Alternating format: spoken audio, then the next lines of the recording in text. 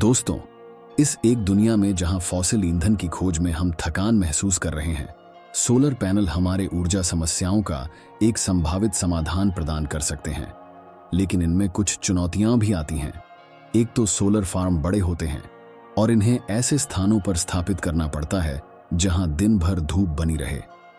अब दोस्तों, अगर हमारे पास एक ऐसा बड़ा सा क्षेत्र हो जिसे रोजाना पर्याप्त धूप मिलती हो, तो क्या हमें इसमें सोलर पैनल स्थापित करने का प्रयास करना चाहिए? कैसा होगा अगर हम सहारा मरुस्थल को सोलर पैनल से ढक दें? अगर हम सिर्फ 1.2% सहारा मरुस्थल को सोलर पैनल से ढक दें, तो हम पूरे विश्व की ऊर्जा आवश्यकताओं को पूरा करने के लिए काफी ऊर्जा प्रदान कर सकते हैं।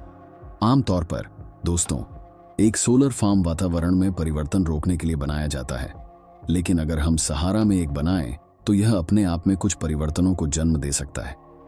कैसा होगा अगर हम रेगिस्तान की सतह पर बड़े सोलर पैनल लगा दें?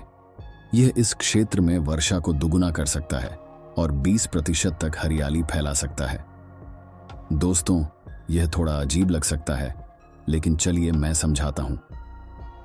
सहारान रेत आमतौर पर हल्की रंग की होती है, जिसका मतलब है कि यह बहुत अधिक प्रकाश और गर्मी को वापस वायुमंडल में भेजने की क्षमता रखती है।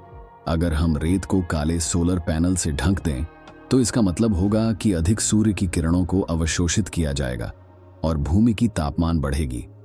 गर्म हवा तपते स्थानों तक पहुंचती है जहां यह ठंडी होती है और वहां नमी संचित होती है और बारिश के रूप में गिर जाती है। दोस्तों, यह एक बड़ा बदलाव होगा और पृथ्वी के एक अनुकूल वातावरण को जन्म दे सकता है।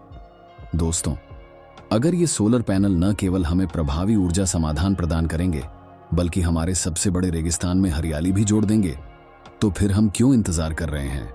क्या हमें इन्हें तुरंत बना देना चाहिए? यह इतना सरल नहीं है। दुनिया को ऊर्जा प्रदान करने के लिए पर्याप्त ऊर्जा उत्पन्न करना अच्छा है, लेकिन फिर आपको यह सोचना पड़ेगा कि आप इसे सभी तक कैसे पहुंचाएंगे। सबसे ज्यादा संभावना है कि यह ऊर्जा पहले यूरोप को जाएगी। सस्ती ऊर्जा कई अफ्रीकी अर्थव्यवस्थाओं के लिए बहुत कुछ अच्छा कर सकती है, लेकिन दोस्तों, क्या उनके पास इसे प्राप्त करने का साधन है? वर्तमान में अफ्रीका में विद्युत ग्रिड बहुत ही असुविधाजनक है और उन्हें वहां पहुंचने के लिए लगभग 800-3000 किलोमीटर लंबे पावर लाइंस की जरूरत होगी।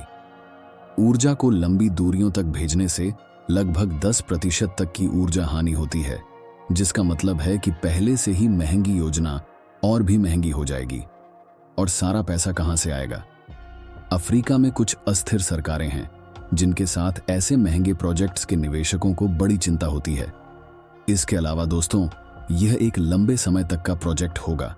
इसमें कई आंगों को शामिल करना होगा और इनमें से कोई भी वर्षों में बदलते राजनीतिक वातावरण को देख सकता है, जो इस पूरी चीज को बाधित कर सकता है या उसे खत्म कर सकता है। जितना बड़ा यह प्रोजेक्ट होगा, उतना ही मुश्किल होगा। इससे बेहतर होगा कि इस पर एक छोटा सा प्रयास किया जाए। शायद सोलर पैनल से कुछ छोटे अफ्रीकी गांवों को ऊर्जा प्रदान करने में मदद की जा सके और बिजली तक पहुंचने का एक तरीका भी बन सके। लेकिन दोस्तों, यह एक अलग कैसा होगा की बात है।